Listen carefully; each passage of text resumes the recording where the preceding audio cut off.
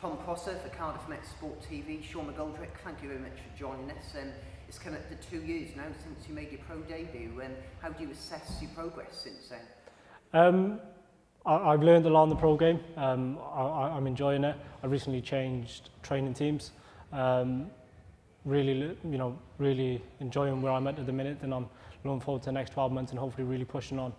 Yeah, what would you say are the main differences between amateur boxing and pro boxing? What have you had to work on? In terms of the actual, the boxing style and stuff, it's just small adjustments. Is a lot of little things, like a lot, which one thing on itself doesn't make a big difference, but altogether they do make a big difference. So I still feel like I'm learning a lot every single day in the gym. I picked up a lot already, and hopefully I can just continue that. One of the other big things is in the amateurs we used to go to tournaments and fight 3 to 5 to 6 times within a week or 2 week period, and now it's just one fight every couple of months. So it's a different sort of mindset, and just rather than just getting ready for, now I'm just getting ready for one fight, whereas before I used to be getting ready for 5 or 6 or different potential opponents, so it's a different mindset now. Yeah, absolutely. Over the first few years of your career, you did a lot of learning fights. What would you say, what fights have you learned the most from, would you say? Like you said, I've had a lot of learning fights, so I fought, some journeymen, but they're very good journeymen, and they've helped me learn a lot. I've had tricky opponents as well, which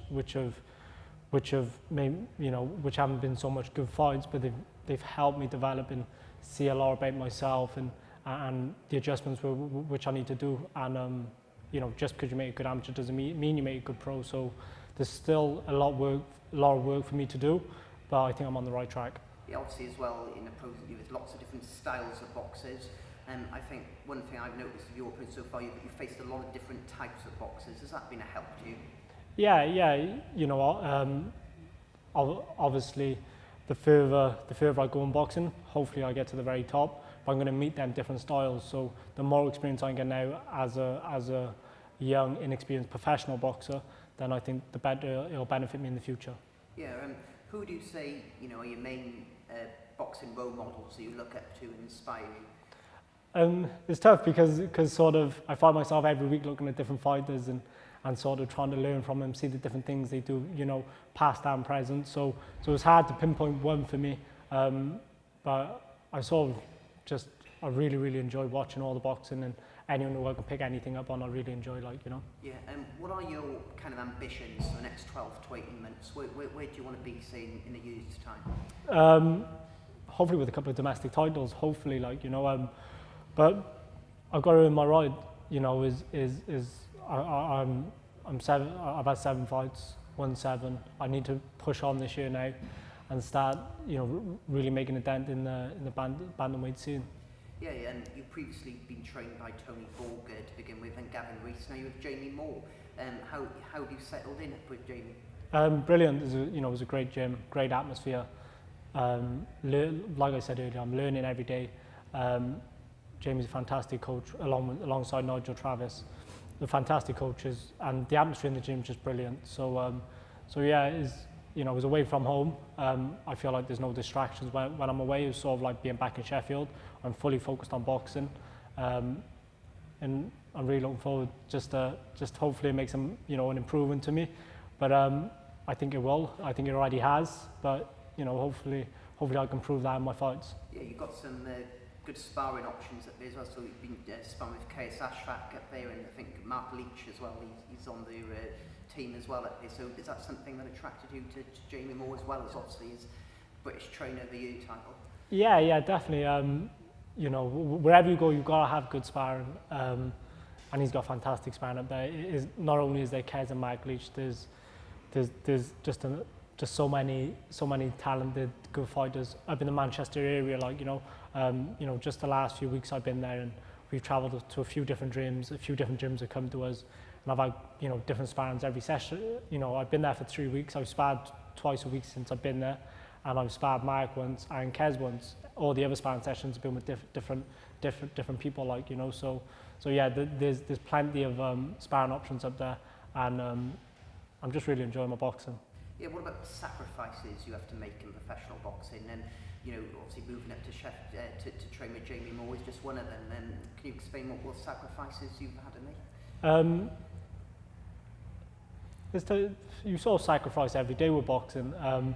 You know, you can't go to parties, you can't eat what you want to eat, but at the end of the day, that is what it is like. You know, is it's sort of normal. It's normal, and I think a lot of professional boxers all make the same sacrifices. So there's nothing which I do which is special to anyone else, but we all make the same sacrifices. You know, we're all dieting, we're all training hard, and you know, hopefully for us all to better ourselves. Yeah, how would you describe your type of style of boxing? I would say I'm a box fighter. So I do like to come forward, but I like the counter punch. I like to read opponents. You know, I like the body shots, and yeah, I just enjoy a good fight. Like, you know, you know, I don't necessarily want to be in wars and taking punishment or anything like that, but I like to be in good fights and interesting fights. You know, yeah. I don't like negative type of fighters and stuff. Your last fight was against an undefeated fighter on the Next Gen show in Cardiff. That seemed a good step up for you, facing Dylan McDonough. Yeah, I totally agree. It was, you know, my first A-rank fight against an unbeaten opponent in Cardiff. You know, I did feel a bit of pressure, but it was, like you said, a good step up for me. If I want to get to where I plan on getting to, then I've got to beat people like Dylan. Which ain't putting pressure on myself. That's my expectations of myself.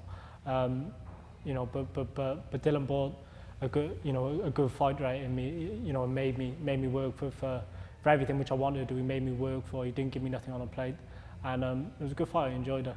Yeah. Would you like to box in Cardiff again? Would you like to see more big shows, Matchroom shows, come here to Cardiff? Yeah, definitely. You know, I think Welsh boxing really is on the up, and it's a pleasure to be a part of for me. Like, you know, in being in that mix of fighters, and the more fights we can get in Wales, Cardiff, Newport, hopefully, is the better. Like, you know. Yeah, you've also linked up with MTK. That's also a good seems a good move for you to keep you active. How have you found that? Yeah, brilliant. I've been with MTK from the start. They've been my management company. So sort of, well, you know, they get me on some of their shows. In the first show, I think I've done 4 with Matchroom and 2 with MTK, and into my second year now. My fights are scheduled to be with Matchroom, but then if an opportunity comes up to fight on an MTK show, then that would be brilliant as well. The more fights, the better for me. Yeah, you mentioned your fights scheduled to be on Matchroom shows. You're out on the Copper Box, I see on the undercard of the Charlie Edwards world title fight. How much are you looking forward to getting back in the ring? Yeah, it's been a long time. I think I want to say about 5-6 months since I last been in the ring. So really excited just to get back going. And obviously with my new training team and stuff, I feel like I got, you know, just a breath of fresh air. You know, and I really just can't wait to box again. Yeah, Sean McGoldrick, thank you very much for joining us. Thank you. Cheers.